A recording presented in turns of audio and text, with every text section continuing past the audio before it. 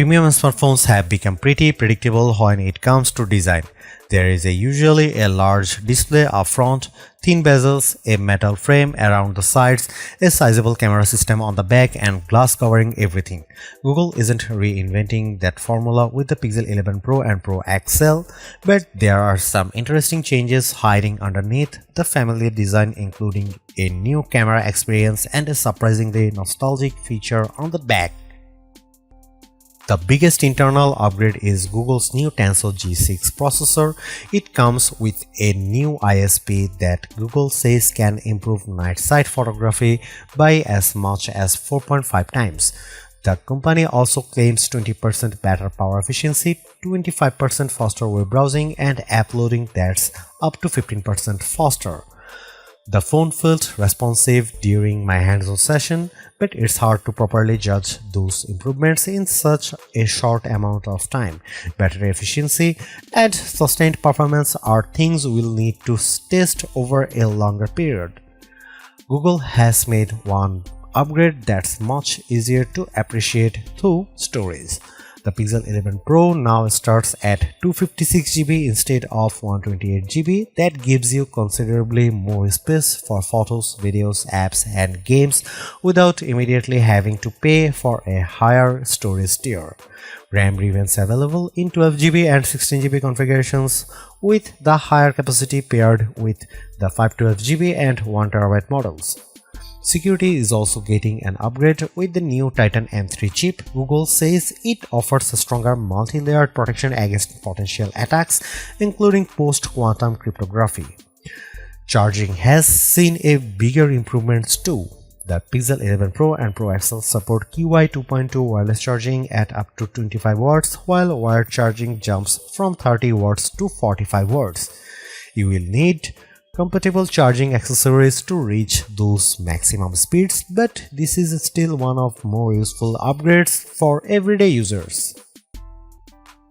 The camera system is probably the biggest reason to be interested in the Pixel 11 Pro. Google is keeping the 48MP ultra-wide, but the main camera has moved a new 50MP sensor, while the 5x telephoto gets a new 48MP sensor as well. And based on the images I saw during the demo, the new setup can capture some seriously impressive detail. Things like hair looked noticeably sharper, suggesting Google's new ISP is doing a lot of work behind the scenes. Then there is a magic capture. Google has added a dedicated button inside the camera app that lets the AI take over the process of choosing the best moments. Instead of worrying about hitting the shutter at exactly the right time, you simply activate Magic Capture and let the phone analyze when you are recording. When the scene ends or the video reaches its 2-minute limit, the Pixel automatically selects several of the most interesting images and one clip that it believes best captures the overall moment. Google says it analyzes roughly 400 frames before making those choices. During the demo, I saw it work with dancers and it did a good job identifying interesting poses and expressions. It's a feature that could be particularly useful for unpredictable subjects where you don't want to miss the moment. If you prefer to control the look of your photos yourself, Google has also added camera looks. These are customizable profiles that can be applied manually or set as your default. You have got shadows for more contrast, vanilla for more warmer and softer tones, and editorial for a more polished magazine style appearances. Google is also trying to make the Pixel 11 Pro more useful for people who create video content. The new Creator Suite includes several tools aimed at bloggers and influencers, starting with a built-in teleprompter. You can upload your script and the phone automatically follows along while you are speaking. I tried it during the demo and it worked surprisingly well, keeping up with my speech without any obvious issues. There is also a new folder system that makes it easier to group related clips together. Once you have got your footage organized, a new storyboard tool can help you arrange clips and move B-roll around to build the final sequence. It's not designed to replace professional editing software, but for people who shoot and edit content directly on their phones, these additions could make the entire process more convenient. Google's Super Res Zoom is getting an impressive upgrade as well. The Pixel 11 Pro can now reach up to 120x digital magnification, which is higher than the 100x space zoom offered by Samsung's Galaxy S26 Ultra. At that level, keeping the phone steady is obviously difficult, and getting your subject properly framed can be a challenge. But Google's demo was convincing.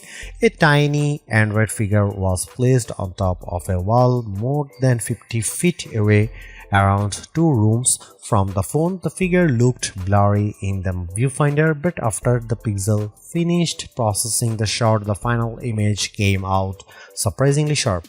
So 120x isn't going to make every distant subject look perfect, but Google's AI processing can clearly do more than I expected with a very challenging shot. One of the most unexpected Pixel 11 features is called HiLight. If you remember older phones, you may remember small notification LEDs that would blink whenever you received an alert. HiLight brings that concept back in a much more modern form. It is integrated into the camera flash area on the Pixel 11 Pro and Pro XL, and it can display different colors to indicate notifications.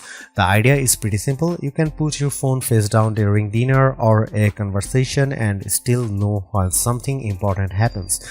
Google also lets you assign different colors to specific contacts, so if someone important calls, you could potentially know who it is just by seeing the color on the back. HiLight can also show you when Gemini is listening, which gives you a visual indication that the AI is active. My biggest issue is that there is not much else it can do at launch. I think messaging would be the perfect use case, especially because younger people aren't exactly spending their days making phone calls. Being able to assign different colors to family members or important contacts for incoming messages would make HiLight considerably more useful. Google says it's exploring additional functionality, so hopefully this feature gets more capabilities over time.